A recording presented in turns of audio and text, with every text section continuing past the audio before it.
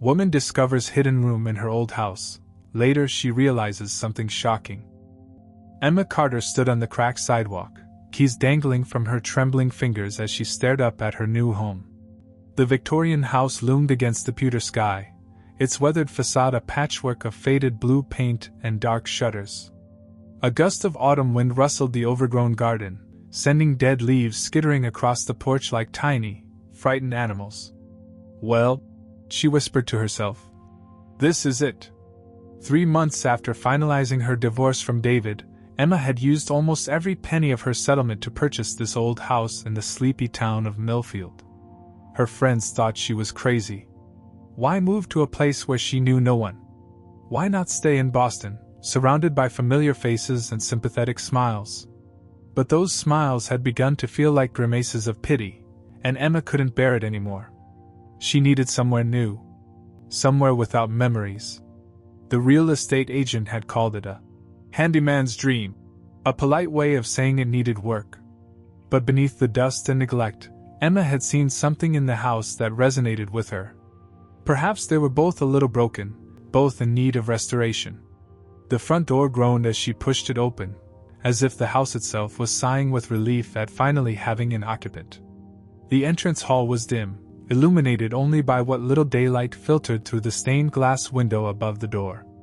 Dust motes danced in the colored beams of light, giving the space an otherworldly quality. Emma dragged her suitcase across the threshold, the wheels bumping over the uneven hardwood floor. The sound echoed through the empty rooms, bouncing off walls that hadn't heard human voices in years.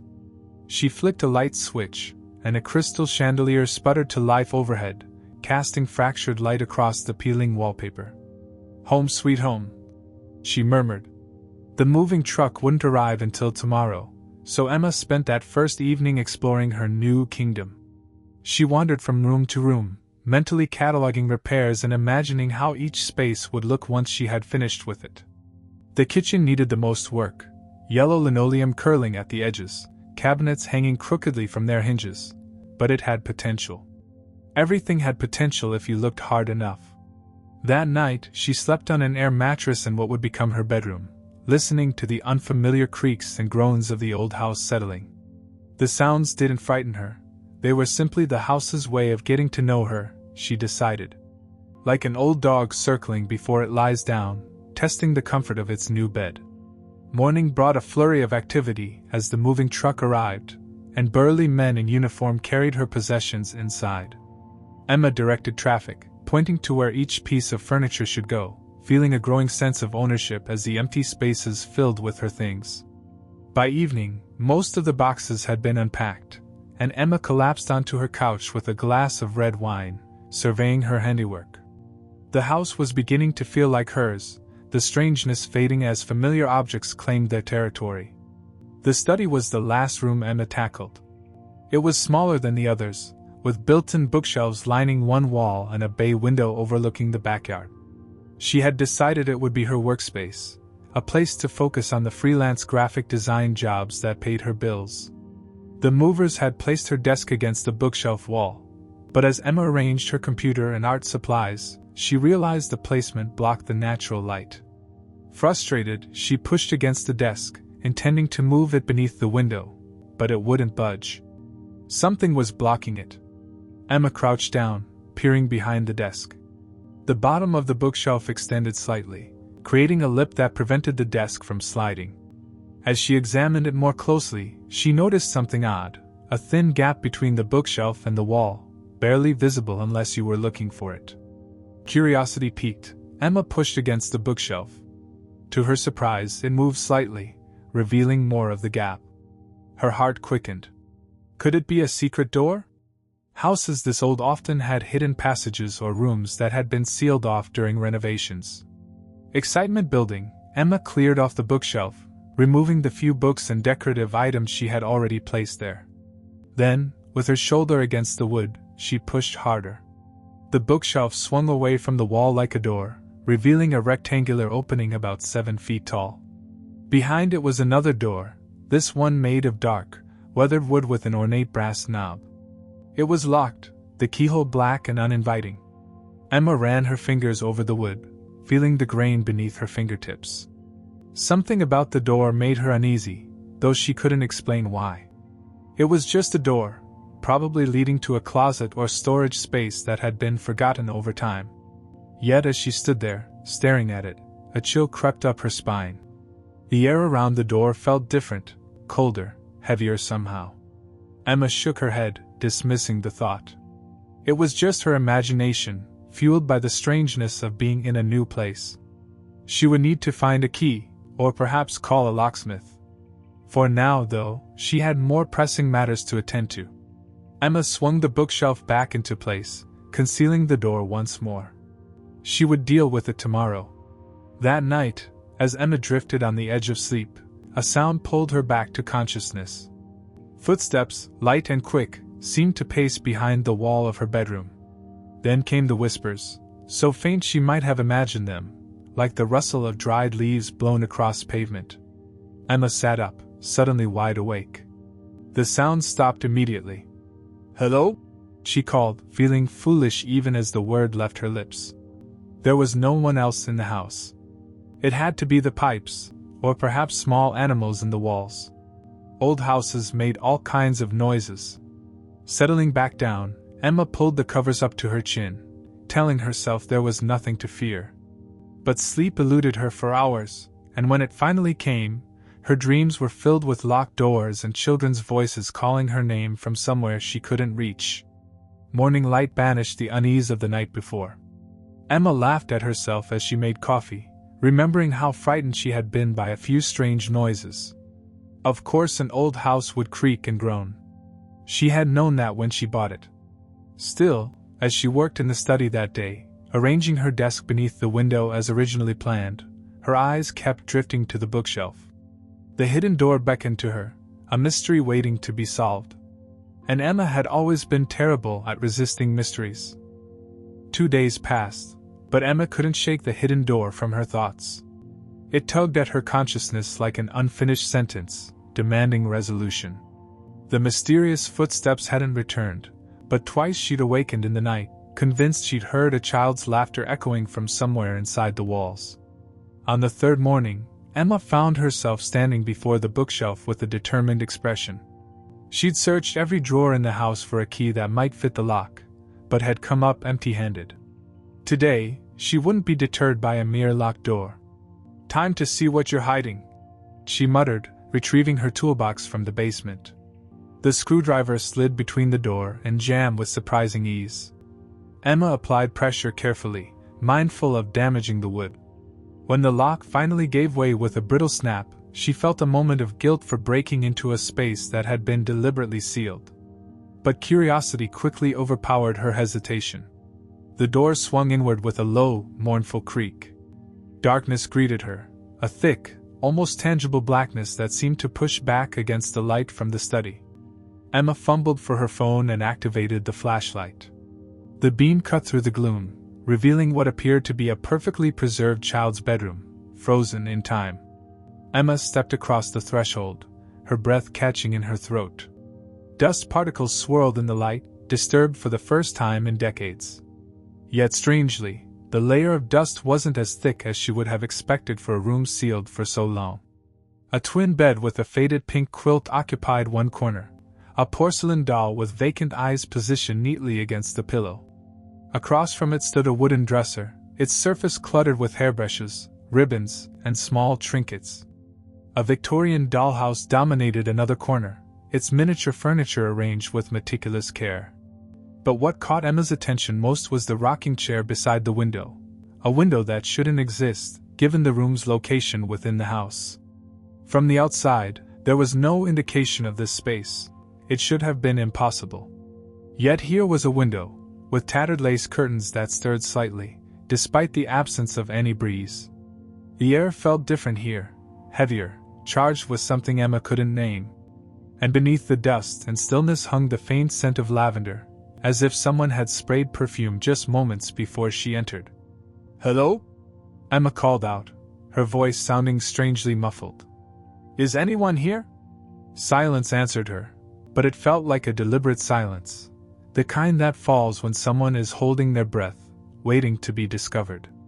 Emma moved deeper into the room, her flashlight beam dancing across the walls. Faded floral wallpaper peeled in places, revealing older patterns beneath.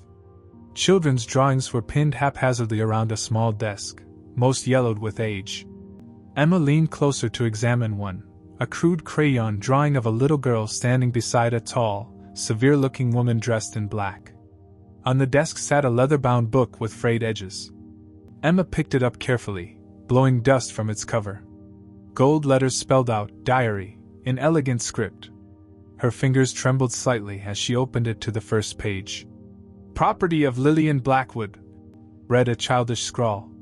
The date beneath it, September 4th, 1953. Emma sank onto the edge of the bed, wincing as the ancient springs protested beneath her weight. She flipped through the diary, scanning entries that chronicled the mundane activities of a young girl, school projects, friendships, small disappointments, and triumphs. Lillian had been about 10 years old, from what Emma could gather, with a vivid imagination and a fondness for making up stories. The entries grew progressively darker as Emma read on. Lillian wrote about her parents' arguments, her mother's prolonged illness, her father's increasing absences. Then came a devastating entry dated April 17, 1954. "Mama died today. Father wouldn't let me see her. He said she's gone to heaven, but Mrs. Winslow said I mustn't cry because Mama's watching me from above. I hate Mrs. Winslow. She watches me all the time with her cold eyes, and her hands feel like dead things when she touches my hair." Emma's heart ached for the child who had poured her grief onto these pages. The following entries detailed Lillian's life after her mother's death: the arrival of Mrs. Winslow as a permanent housekeeper, her father's withdrawal into work and alcohol, and Lillian's increasing isolation. The final entry was dated November 12, 1954, the handwriting hurried and uneven. "Mrs. Winslow caught me trying to telephone Aunt Margaret. She said terrible things about Father that can't be true. When I told her I didn't believe her, her eyes went strange, all black and empty. She locked me in my room, but I heard her talking to someone in the hallway. I couldn't understand the words, but the voice that answered wasn't Father's. It didn't sound human. He's coming. I have to hide now. If someone finds this, please remember me." Emma's blood ran cold. She closed the diary with shaking hands, suddenly aware of how silent the house had become. Even the usual creaks and settling noises had ceased, as if the building itself was holding its breath. A soft thump from somewhere within the room made Emma jump. The porcelain doll that had been sitting on the bed now lay on the floor, though Emma couldn't recall bumping it. As she leaned down to pick it up, the lavender scent intensified, and a chill brushed against her cheek like ghostly fingers. "Lillian?" Emma whispered, the name leaving her lips before she could stop it. The rocking chair by the window began to move, creaking gently back and forth as if an invisible weight had settled upon it. Emma froze, her heart hammering against her ribs. The rational part of her mind screamed that it was just a draft, an uneven floorboard, anything but what it appeared to be. But in her heart, Emma knew the truth. She wasn't alone in this room. Someone, or something, had been waiting a very long time to be found. With the diary clutched tightly to her chest, Emma backed slowly toward the door. She needed to learn more about Lillian Blackwood and what had happened in this house before she dared to return to this preserved shrine of a forgotten child. Sleep eluded Emma that night. Every creak of the old house made her heart race. Every shadow seemed to shift and move when she wasn't looking directly at it. By morning, with dark circles under her eyes, she had made a decision. She needed to know what happened to Lillian Blackwood. The Millfield Public Library occupied a small brick building on Main Street. Despite its modest size, the librarian assured Emma they kept extensive town records and local newspapers on microfilm dating back to the early 1900s. "I'm researching the history of my house," Emma explained, not wanting to mention the hidden room or the diary. "Particularly any information about the Blackwood family who lived there in the 1950s. The librarian, a silver-haired woman named Martha, perked up immediately. "The Blackwoods? Oh my, that's a name I haven't heard in years." She leaned forward, lowering her voice. Tragic story, that one. The whole town talked about it for decades. Emma's pulse quickened. What happened to them? Martha led her to a microfilm reader in the back corner of the library. Better for you to read about it yourself. Some stories are too disturbing to tell over the circulation desk. She loaded a film reel and showed Emma how to operate the machine. Start with November 1954. That's when it all came to a head. The first headline Emma found sent a chill down her spine.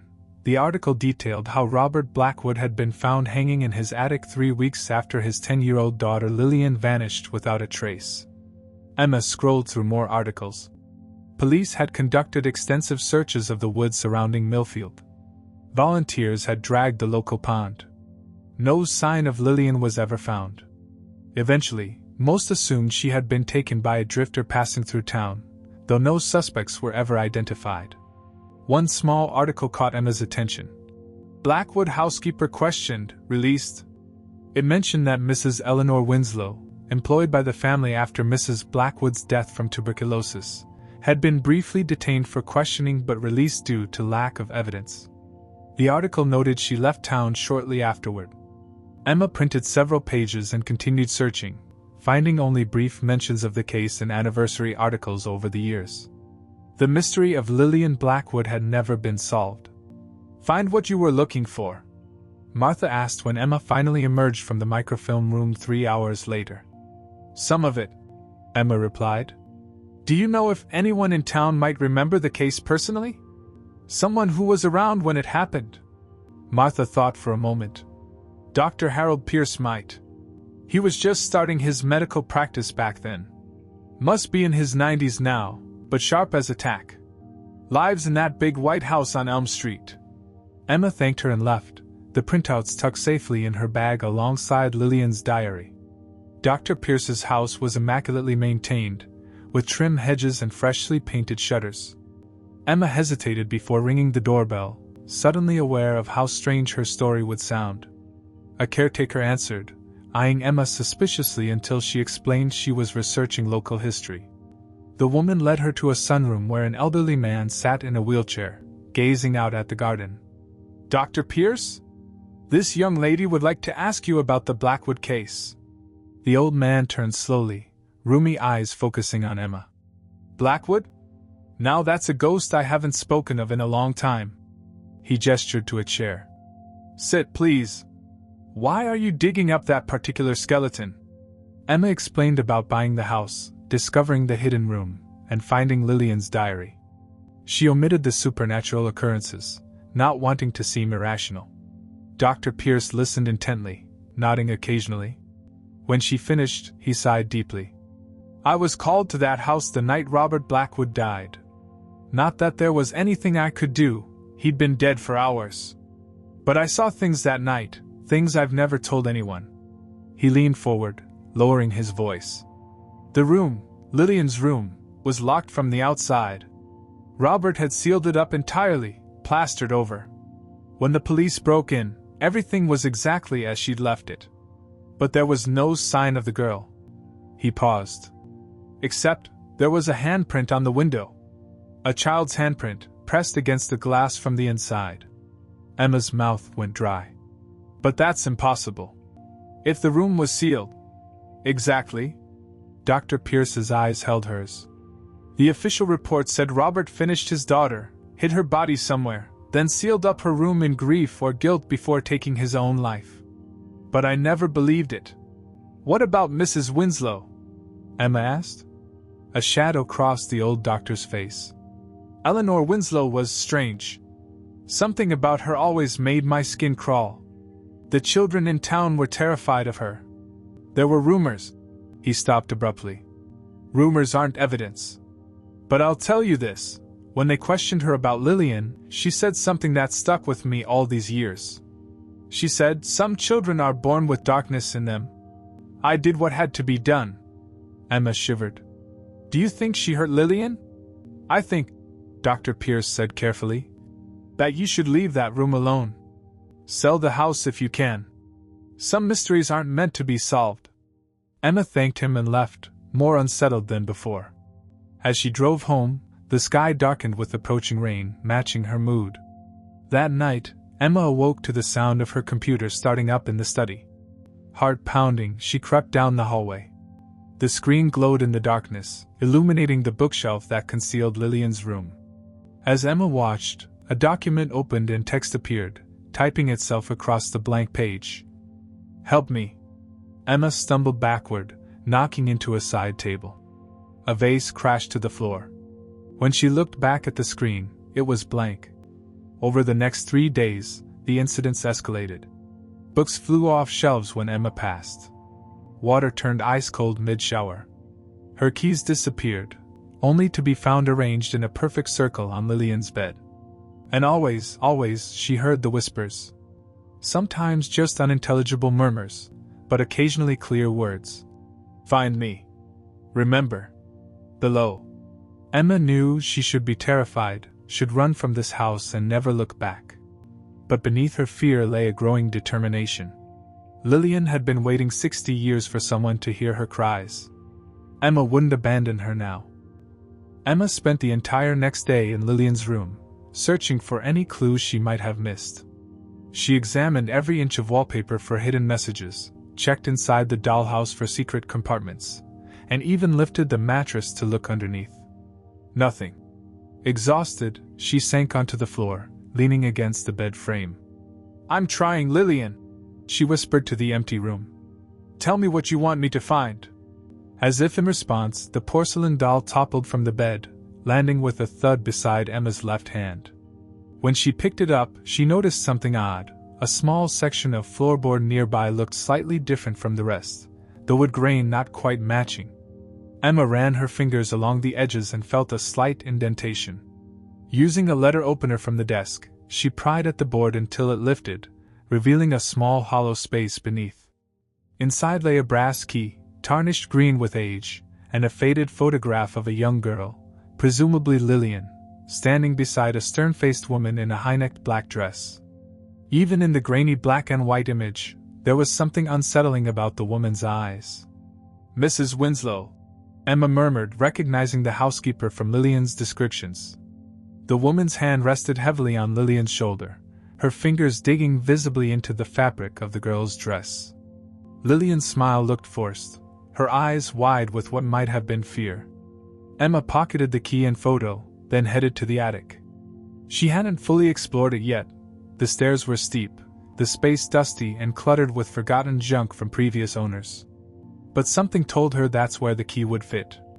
The attic ceiling sloped sharply, forcing Emma to hunch as she navigated between stacks of moldering boxes and broken furniture. Cobwebs clung to her hair, and the floorboards groaned beneath her feet. A single bulb dangled from the center beam, casting harsh shadows across the space. In the furthest corner, partially hidden behind an old wardrobe, stood an ornate trunk. It was made of dark wood banded with iron, its surface carved with intricate symbols Emma didn't recognize. A heavy padlock secured the latch. Her hands trembling slightly, Emma inserted the key. It turned with surprising ease, the lock falling open with a soft click. She hesitated before lifting the lid, suddenly afraid of what she might find. The trunk contained carefully folded clothing, a child's dress with bloodstains on the collar, a pair of small shoes with mud still caked on the soles, and a nightgown torn at the shoulder. Beneath these lay a hairbrush with strands of dark hair still caught in the bristles, a collection of hair ribbons, and most disturbingly, a blood-stained rag wrapped around what appeared to be a large kitchen knife. Emma recoiled, nearly slamming the trunk shut. This wasn't just a collection of mementos, it was evidence. The realization hit her with sickening clarity. Mrs. Winslow hadn't just been involved in Lillian's disappearance. She had likely finished the child, then hidden the evidence here where no one would think to look. But why? And where was Lillian's body? At the bottom of the trunk, Emma found a small, leather-bound journal, Mrs. Winslow's diary. The handwriting inside was precise and controlled, the entries detailing the housekeeper's growing concern about Lillian's unnatural abilities and communion with dark forces. According to Mrs. Winslow, Lillian could move objects without touching them, predict events before they happened, and speak in voices not her own. The woman had convinced herself the child was possessed, that the devil himself spoke through her. The final entry, dated November 12, 1954, the same day as Lillian's last diary entry, chilled Emma to the bone. The child grows stronger daily. Today she spoke in tongues and levitated her teacup. When I attempted to pray over her, she laughed with his voice. There can be no more delay. The ritual must be performed tonight to cleanse her soul and protect this house from contamination. May God forgive me for what must be done. Emma closed the journal, her mind racing. Had Mrs. Winslow finished Lillian in some twisted attempt at exorcism? But if so, where was the body? And why was Lillian's spirit still trapped in the house? Her thoughts were interrupted by the sound of footsteps on the attic stairs. Emma froze, listening intently. She was alone in the house, had been for days. Yet the footsteps continued, slow and deliberate, accompanied by the rustle of a heavy skirt dragging across wood. Then came a voice, barely above a whisper but clearly audible in the silence. She was mine to save. Mine to punish. Emma scrambled to her feet, backing away from the trunk. The temperature in the attic plummeted suddenly, her breath visible in the frigid air. The single light bulb flickered wildly, throwing the space into alternating light and darkness. In the corner of her eye, Emma caught a flash of movement, a tall figure in black, its face a pale oval without features. When she turned to look directly, it vanished. This isn't real, Emma told herself, clutching Mrs. Winslow's journal to her chest. This isn't real. But the cold spot moved closer, circling her like a predator. Emma lunged for the stairs, dropping the journal in her haste. She didn't stop running until she reached her bedroom, slamming and locking the door behind her. That night, Emma called the one person she thought might understand. Dr. Pierce listened patiently as she described her discoveries, interrupting only occasionally to ask clarifying questions. You need to speak with Miriam Watson, he said finally. She's our town historian, specializes in local folklore. If anyone knows the truth about what happened in that house, it's her. Why didn't you mention her before? Emma asked.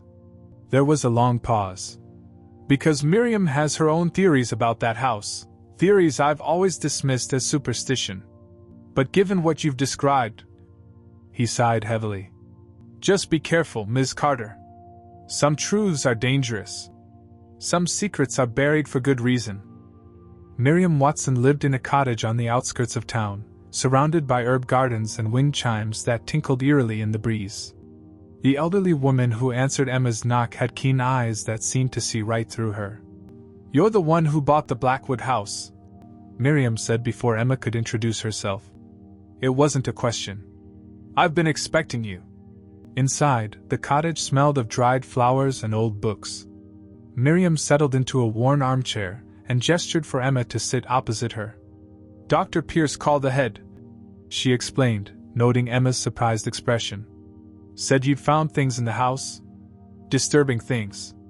Emma recounted everything, the hidden room, both diaries, the trunk in the attic, and the strange occurrences she'd experienced. Miriam listened without interruption, her weathered face giving nothing away. Mrs. Winslow believed Lillian was possessed, Emma concluded. But from what I've read in Lillian's diary, she was just a normal little girl who'd lost her mother. Miriam sighed deeply.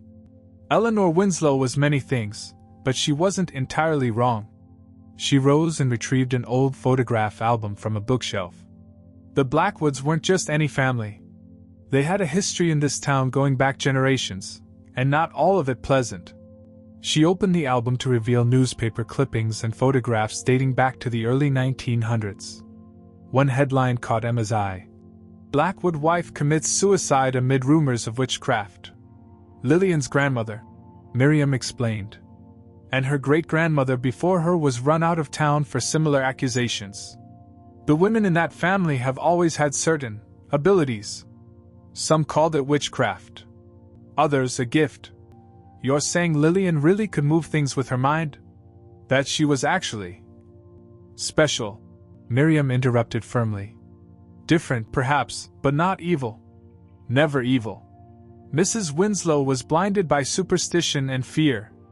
She couldn't recognize that what she was witnessing wasn't demonic possession, but something much older, a natural talent passed down through generations of Blackwood women. Emma's mind reeled. But what happened to Lillian? Where is her body? Miriam's face darkened. That I cannot say with certainty. Local legend holds that Mrs. Winslow performed some kind of ritual, attempting to cleanse the child. When it went wrong, as such things inevitably do, she hid the evidence and fled town. No one ever discovered what became of Lillian's remains. And Mrs. Winslow? Did she ever return? No, Miriam said quietly. She disappeared the same night Lillian did. Some say she changed her name and started a new life elsewhere. Others believe she met with a more fitting end. Emma shivered. You think Lillian's father fincide her? Robert Blackwood was found with a note confessing to his daughter's finishing, claiming he'd hidden her body where no one would ever find it.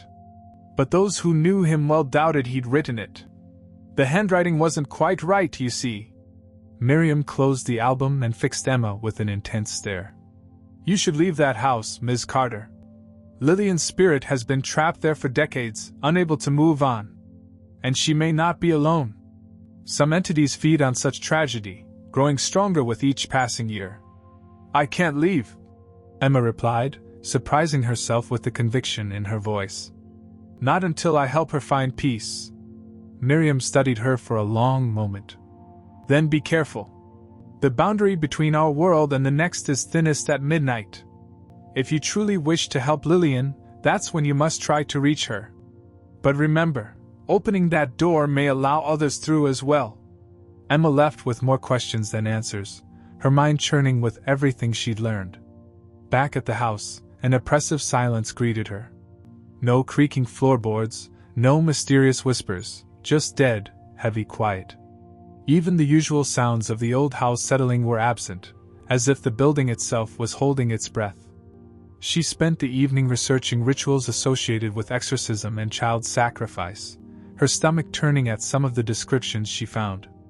According to several accounts, victims were sometimes buried beneath the foundations of a house to bind their spirits to the property, creating a supernatural barrier against evil.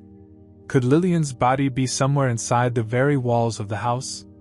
As midnight approached, Emma prepared herself. She placed candles around Lillian's room, not for any ritual purpose but simply because it felt right. Then she sat on the edge of the bed, Lillian's diary open beside her, and waited. The grandfather clock in the hallway struck 12, its sonorous chimes reverberating through the silent house. As the final note faded, a cold draft swept through the room, extinguishing the candles in a single gust.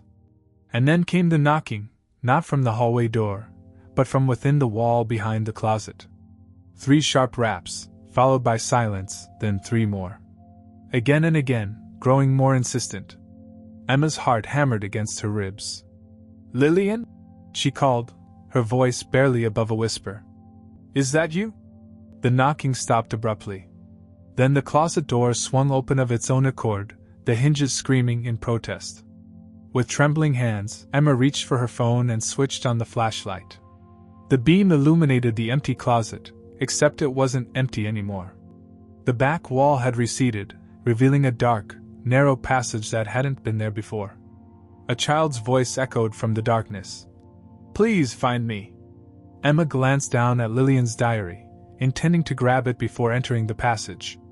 To her horror, the pages were now filled with fresh writing, crimson words scrawled in what looked uncomfortably like blood. Below the floor. She put me below the floor. Without warning, the diary slammed shut, nearly catching Emma's fingers. When it fell open again, a different message appeared. Not alone. She is still here. The temperature in the room plunged. Emma's breath clouded before her face as the rocking chair began to move, slowly at first, then building to a frantic pace. The porcelain doll rose into the air, hovering momentarily before flying across the room to shatter against the wall. Emma knew she should run, should call someone, the police, Dr. Pierce, anyone. But Lillian had waited 60 years for someone to find her. She couldn't abandon her now. Drawing a deep breath, Emma stepped into the closet and faced the dark passage beyond. I'm coming, Lillian, she whispered. Show me where you are. The passage was narrow, forcing Emma to turn sideways in places. Cobwebs clung to her hair and face as she inched forward, her phone's flashlight revealing rough stone walls glistening with moisture. The air grew colder with each step, carrying the unmistakable scent of earth and decay. After what seemed like an eternity, the passage widened into a small chamber. Emma's light swept across the space, revealing a dirt floor, stone walls, and a collection of strange symbols carved into the rock. In the center stood a crude altar made of stacked stones, its surface stained dark with what could only be ancient bloodstains. But it was what lay beside the altar that made Emma's blood run cold, a small skeleton, partially embedded in the dirt floor. Scraps of decayed fabric still clung to the bones, and a tarnished locket rested among the ribs. Lillian, Emma whispered, tears welling in her eyes. After 60 years, the lost child had finally been found. As Emma approached the remains, the temperature plummeted further. Her phone flickered, the light dimming before going out completely, plunging her into absolute darkness. Such a shame.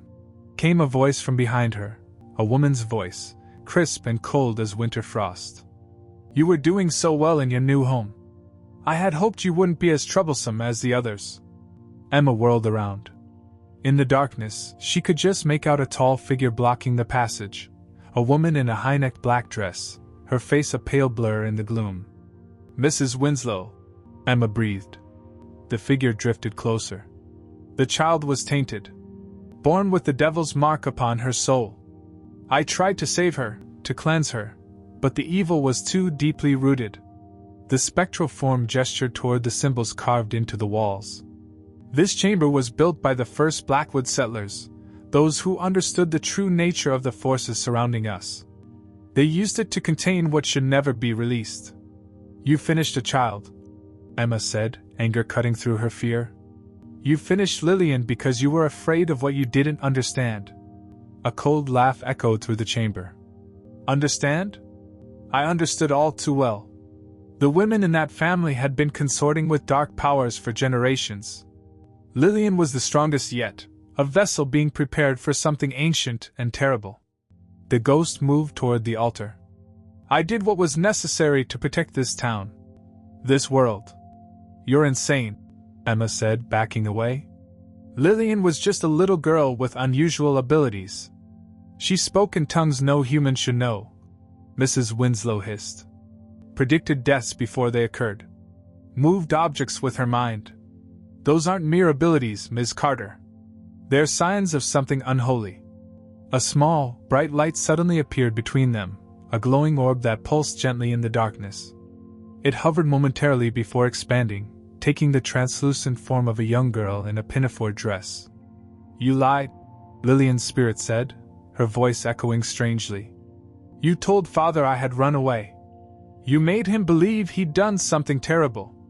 Mrs. Winslow's form flickered. It was necessary. Your father wouldn't have understood the ritual. His sacrifice completed the binding. Emma gasped as understanding dawned. You drove him to this. You planted the false confession. His blood sealed the spell. Mrs. Winslow confirmed, a note of pride in her voice. For 60 years it has held. But now you've broken the circle. And she grows stronger by the minute. Lillian's spirit turned to Emma, her ghostly face solemn. She was afraid of what I could do, but she was wrong about why I had these abilities. My family was chosen to protect, not destroy. The child's form brightened. I need to show you something. Before Emma could respond, Lillian's spirit drifted toward the wall behind the altar. Her light revealed something Emma hadn't noticed, a small niche containing a crumpled, yellowed letter. Emma reached for it with trembling fingers. The paper was fragile, threatening to disintegrate at her touch. The handwriting was the same as in Mrs. Winslow's journal, but the words told a very different story. The child must not leave this place. The Blackwood women have always been vessels, channels through which the light flows into this world. I have seen what lies beyond the veil, and it terrifies me. If Lillian reaches maturity, her power will draw them to her like moths to flame. I cannot allow it. God forgive me, but I do this to save us all. Emma looked up at Mrs. Winslow's ghost, which seemed to have diminished somehow, shrinking in on itself. You weren't trying to stop evil, she said quietly. You were afraid of something much bigger, something you couldn't control. You know nothing. The spirit spat, but her voice wavered. I protected this town. Protected this world. By finishing a child? Emma challenged. By driving her father to finishing himself? That's not protection, that's madness born of fear. Lillian's spirit moved to stand beside Emma, their lights combining to push back the darkness. It's time to go now, Mrs. Winslow, the child said, her voice suddenly older, wiser. You've been bound here long enough. We both have. The housekeeper's spirit contorted, stretching grotesquely before snapping back to human form. No! If I go, there's nothing to keep them out. She lunged toward Emma, skeletal hands outstretched. Emma flinched, but Lillian's light flared brilliantly, forming a barrier between them. Mrs. Winslow's spirit recoiled, shrieking in pain or rage or both. You were wrong about what I am, Lillian said calmly.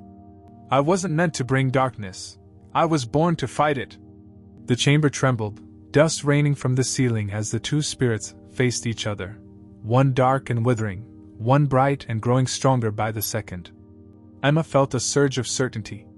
Lillian wasn't possessed, she said firmly. She was gifted. And you stole her life because you couldn't bear the thought of a power greater than your own.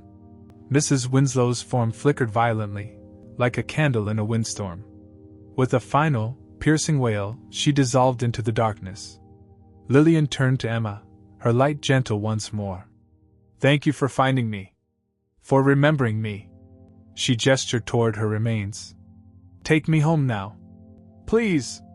2 days later, Emma stood with Dr. Pierce and a small gathering of Millfield's oldest residents, as Lillian Blackwood was finally laid to rest beside her parents in the town cemetery. The police had been surprisingly understanding about Emma's discovery, chalking up her story about hidden passages to the confusion of finding such a disturbing scene.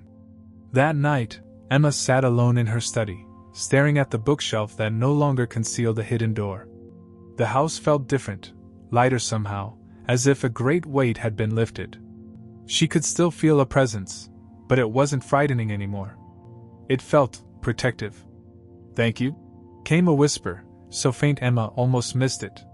She smiled, looking up from her work. You're welcome, Lillian. The room, once cold and eerie, now felt warm and safe. But as Emma turned back to her desk, she couldn't shake the feeling that someone, or something, was still watching from the shadows beyond the windows. And she wondered what exactly Mrs. Winslow had been so afraid of.